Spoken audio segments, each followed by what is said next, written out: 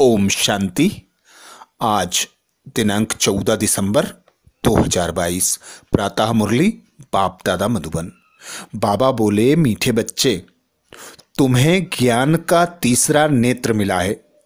तुम त्रिकालदर्शी बने हो, लेकिन यह अलंकार अभी तुम्हें नहीं दे सकते क्योंकि तुम पुरुषार्थी हो। बाबा कहते, मीठे बच्चे, तुम्हें ज्ञान का तीसरा नेत्र मिला है। तुम त्रिकालदर्शी बने हो, लेकिन यह अलंकार अभी तुम्हें नहीं दे सकते क्योंकि तुम पुरुषार्थी हो। अर्थात बाबा समझाते, अभी कोई संपूर्ण बना नहीं है। दिव्य दृष्टि की चाबी सदा बाबा अपने पास रखते हैं। तो बाबा कहते, अभी तुम बच्चों को मैं ज्ञान का तीसरा नेत्र देता हूं। अभी तुम बच्चे यह जान जाते हो कि क्या सही है और क्या गलत है, क्या हो रहा है, क्या होने वाला है और क्या हुआ है।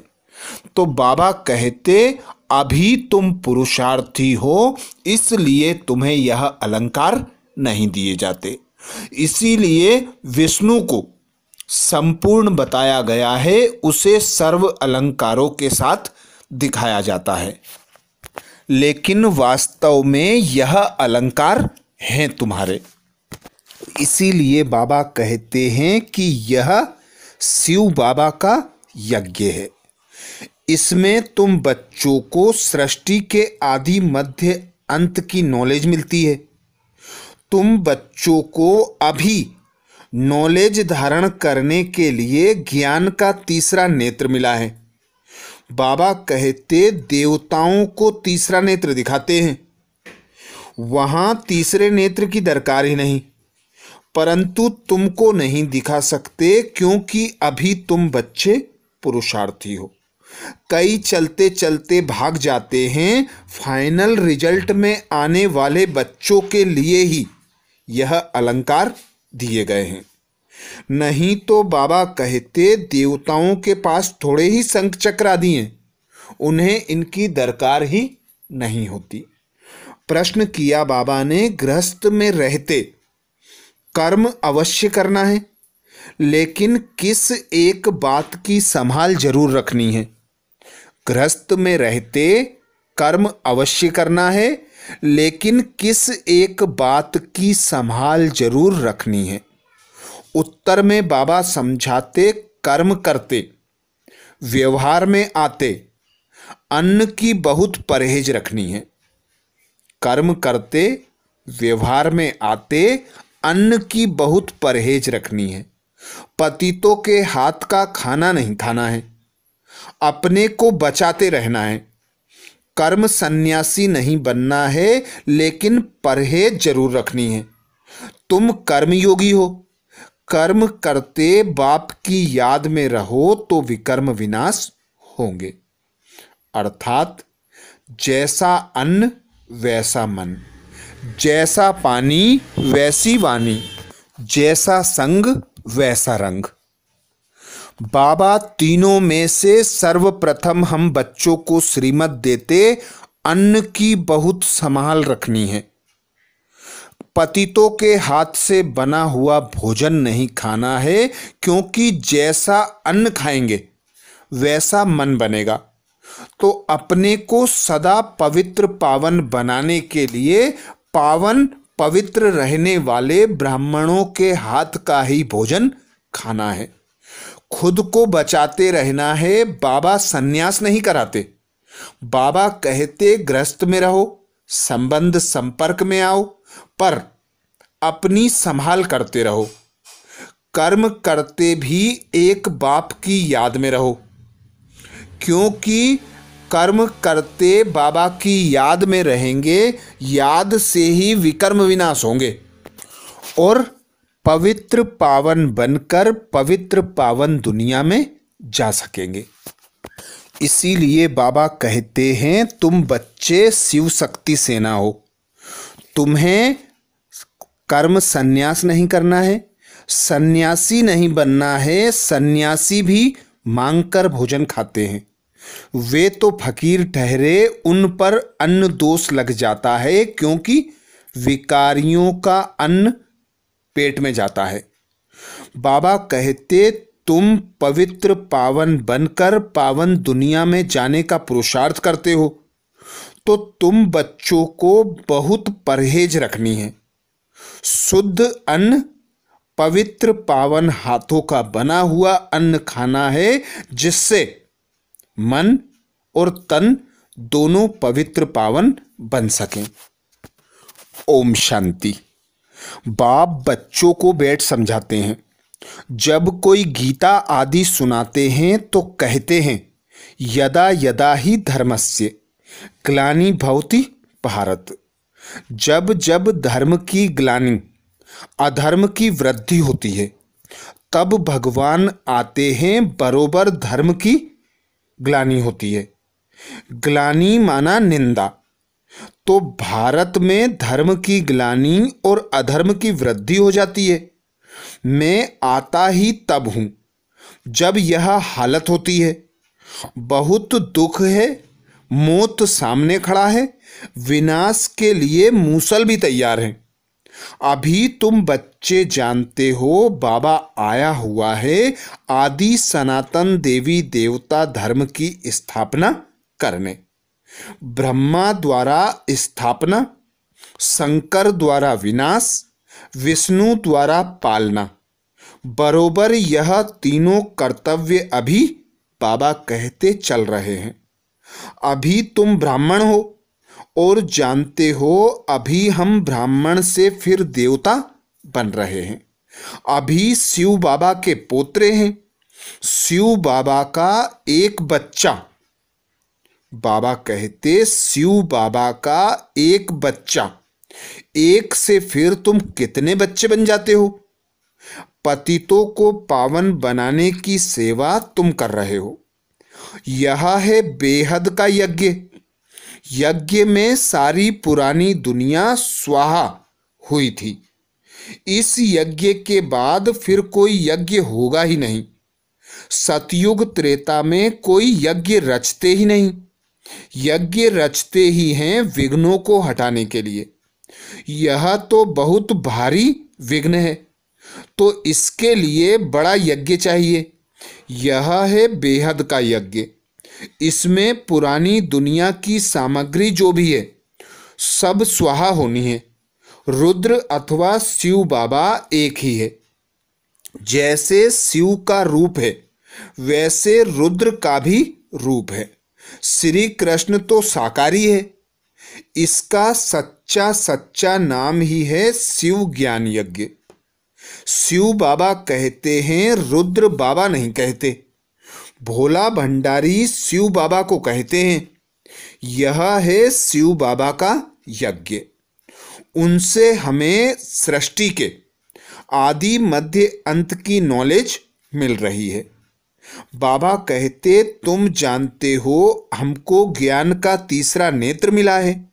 देवताओं को तीसरा नेत्र दिखाते हैं ना, परंतु यह है ज्ञान का तीसरा नेत्र, जो तुम ब्राह्मणों को मिलता है, जिससे तुम देवता बनते हो।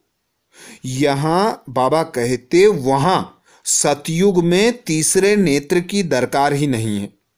परंतु तुमको तो दिखा नहीं सकते, क्योंकि तुम पुरुषार्थी हो, चलते चलते भाग जाते हो।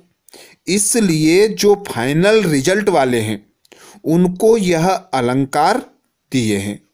नहीं तो देवताओं के पास थोड़े ही शंख चक्र आदि हैं। यह सृष्टि चक्र के आदि मध्य अंत की नॉलेज तुमको सुना रहे हैं। उन्होंने फिर शास्त्रों में लिख दिया है, स्वदर्शन चक्र से फलाने को मारा, यह किया। बाप कहते हैं, मैं तो पतितों को पावन बनाने आया हूं। बाबा कहते, मैं तो पतितों को पावन बनाने आता हूं। इसमें हिंसा की कोई बात ही नहीं। देवताओं का ही अहिंसा परमो धर्म। बाबा कहते, देवताओं का धर्म है अहिंसा परमो धर्म। श्री कृष्ण के लिए फिर हिंसा करना कैसे लिखा है? कैसे वंडरफुल चित्र बनाए हैं। वहां ही गीता सुनाते, राजयोग सिखाते, वहां ही फिर किसको मारते। बाप को तो याद करते ही इसलिए हैं कि आकर पतित दुनिया को पावन बनाओ, राजयोग सिखलाओ। बाप कहते हैं ज्ञान का सागर नॉलेजफुल मैं हूं। तुमको नॉलेज मिल रही है, इसको ही अमर कथा कहते हैं। वह तो शिव शंकर को एक कह देते हैं। शंकर सूक्ष्म वतनवासी, वह कैसे कथा सुनाएंगे। उनको तो नॉलेजफुल नहीं कहा जाता। शिव बाबा सारे सृष्टि का राज समझाते हैं, जो नॉलेज कोई के पास है नहीं। बाप धनी को ना जानने के कारण ही आर्फन बन पड़े हैं। बाबा कहते हैं शिव बाबा सारे सृष्टि चक्र का राज समझाते हैं, जो नॉलेज कोई के पास नहीं है। बाप धनी को ना जानने कारण आर्फन बन पड़े हैं, लड़ते झगड़ते रहते हैं। सतयुग में कोई झगड़ा होता ही नहीं, ना रोना, ना पीटना, ना झगड़ना। इसलिए मोहजीत राजा की कथा सुनाते हैं। कथाएं तो ढेर हैं, हर एक धर्म में किस्म किस्म की कथाएं हैं, जो सब भक्ति मार्ग की सामग्री हैं। भक्ति करते हैं भगवान से मिलने के लिए। आधा कल्प भक्ति करते आए हैं, भगवान तो किसको मिला ही नहीं। अब बाप ने तुम बच्चों को परिचय दिया है, तुम्हें फिर औरों को देना है। सन सोज फादर, जो बाप का परिचय दे सबको नॉलेज बताते रहते हैं। बाबा कहते सन सोज फादर, फादर सोज सन। तो बाप समान बनना है, बाप का परिचय दे सबको नॉलेज बताते रहना है। तुम हर एक बच्चे की बुद्धि में है कि शिव बाबा हमारा रूहानी बाप है।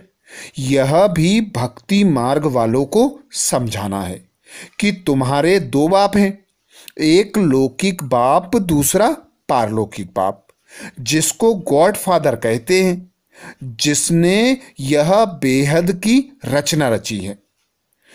बाप से तो जरूर वर्षा मिलता होगा, वह है ही स्वर्ग को रचने वाला। भारत स्वर्ग था, इन लक्ष्मी नारायण का राज्य था। उन्हों को यह राज्य किसने दिया। कलयुग अंत में कोई भी विश्व का मालिक है नहीं, यह है ही, बाबा कहते यह है ही रावण का राज्य। खुद भी कहते हैं हमको राम राज्य, नई दिल्ली में देवी राज्य चाहिए। बाबा कहते, खुद भी कहते हैं हमको राम राज्य, नई दिल्ली में देवी राज्य चाहिए।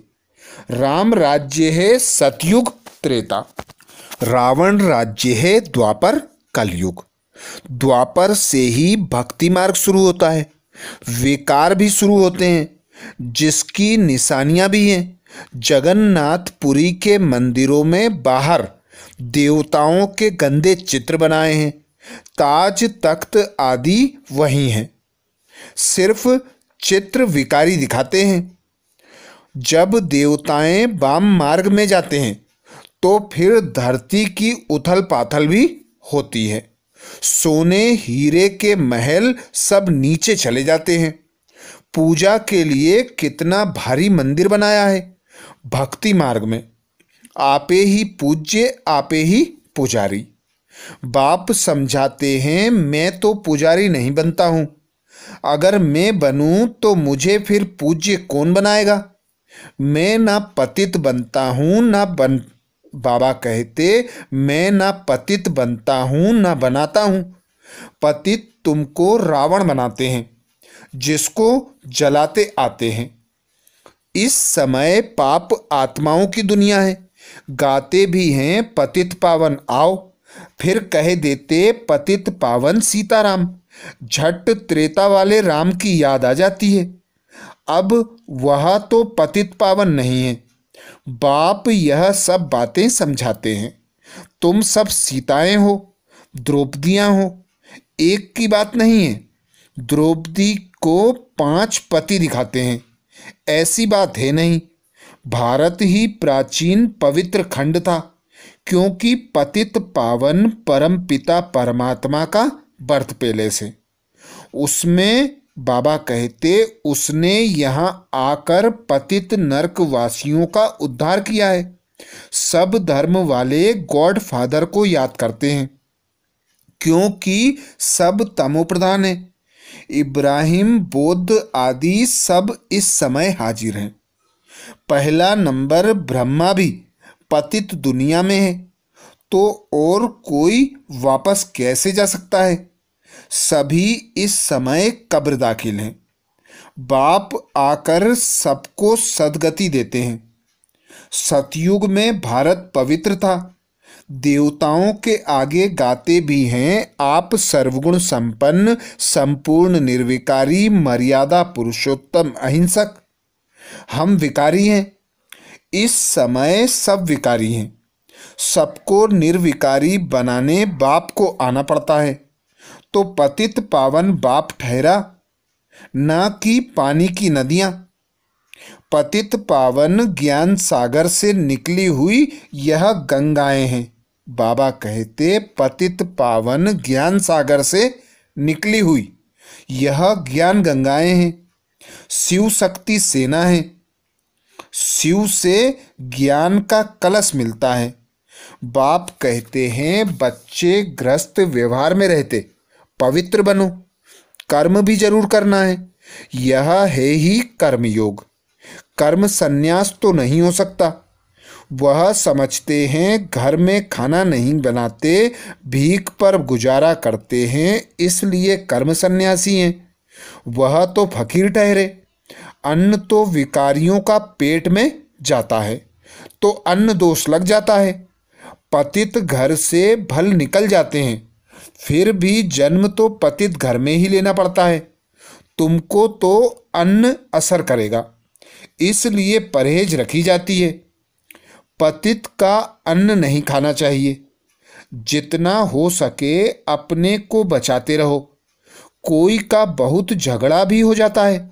एक भाई ज्ञान में आता, दूसरा नहीं आता, ऐसे बहुत केस होते हैं। इतना बेहद का राज्य लेते हो तो जरूर कुछ झगड़े होंगे।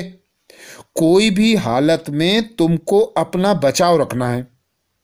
मुक्ति तो कोई पाते नहीं है, गपोड़े मारते रहते हैं। हम ज्योति ज्योत में लीन होंगे। समझाते समझाते आखिर उन्हों की बुद्धि में भी आएगा कि यह बात ठीक है। सतयुग की आयु अगर लाखों वर्ष होती तो संख्या बहुत बढ़ जाती। अभी तो संख्या और ही सबसे थोड़ी है, क्योंकि कन्वर्ट हो गए हैं और धर्मों में। देवता धर्म वाले हैं सूर्यवंशी। राम को फिर क्षत्रिय की निशानी दे दी है। अभी तुम रूहानी क्षत्रिय हो, माया पर जीत पाते हो।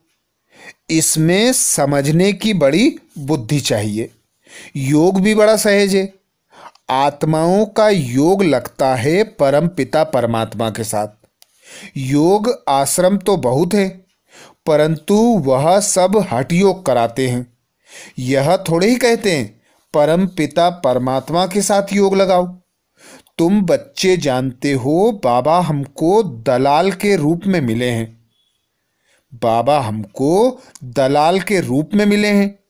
कहते हैं मामेकम याद करो तो खाद निकलती जाएगी।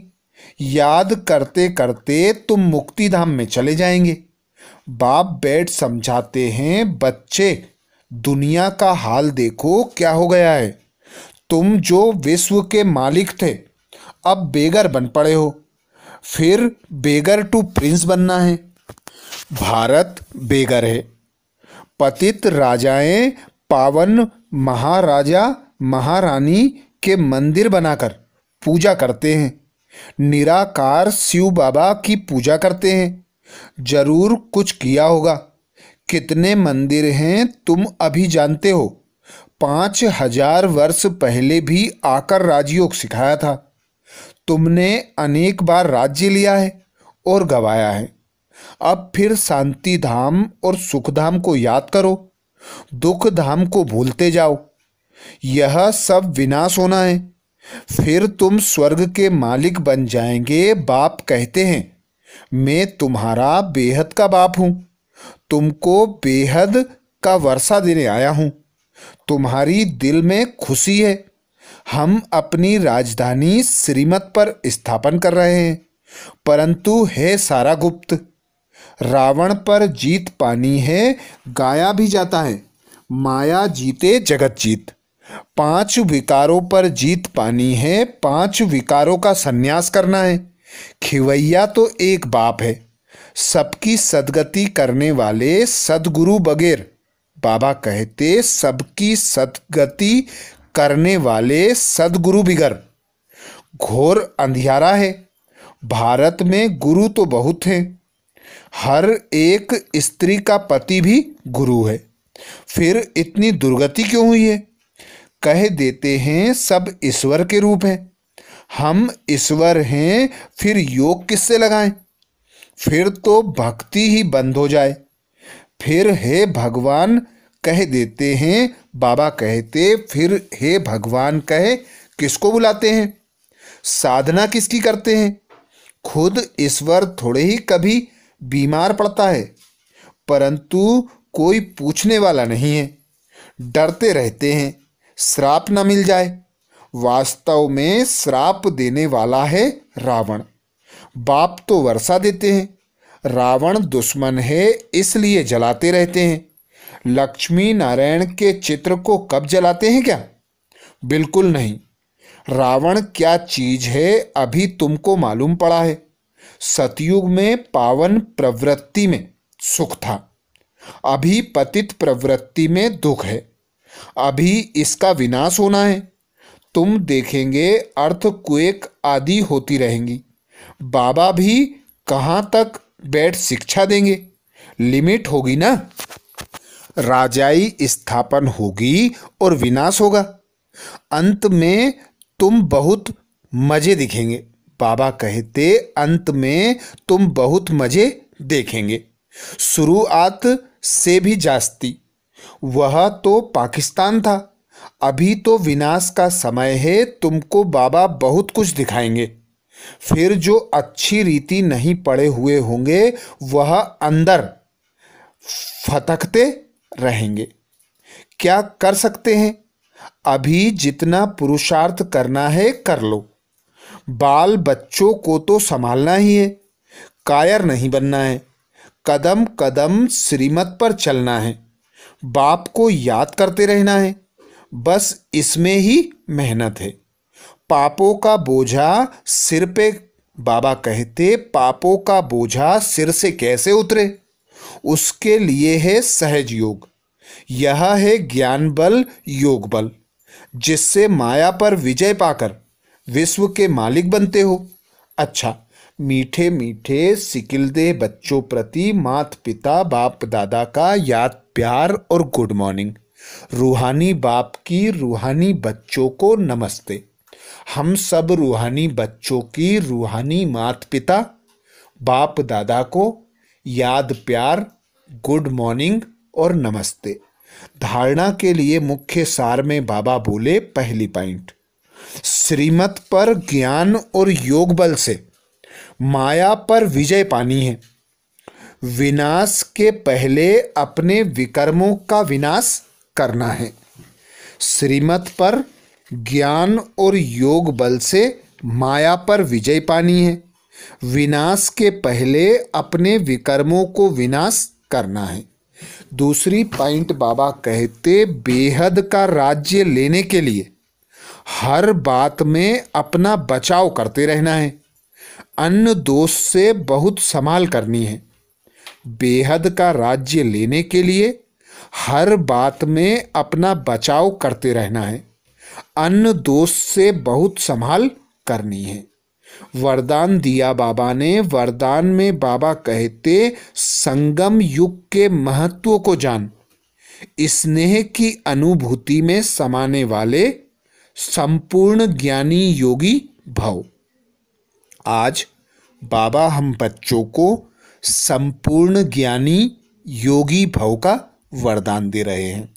वरदान में बाबा कह रहे हैं, संगम युग के महत्व को जान, स्नेह की अनुभूति में समाने वाले संपूर्ण ज्ञानी योगी भव।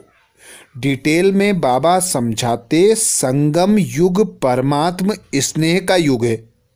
इस युग के महत्व को जानकर स्नेह की अनुभूति में समा जाओ। स्नेह का सागर, स्नेह के हीरे मोतियों की थालियां भर कर दे रहे हैं, तो अपने को सदा भरपूर करो। थोड़े से अनुभव में खुश नहीं हो जाओ, संपन्न बनो। ये परमात्म प्यार के हीरे मोती अनमोल हैं।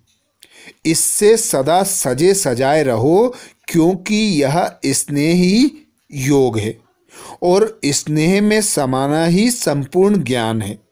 ऐसे रूहानी स्नेह का सदा अनुभव करने वाले ही संपूर्ण ज्ञानी और योगी हैं। स्लोगन में बाबा कहते, जो व्यर्थ की फीलिंग से परे रहता है वही मायाजीत बनता है। जो व्यर्थ की फीलिंग से परे रहता है वही मायाजीत बनता है। अच्छा, तो ये थे बाबा के महावाक्य। ओम शांति।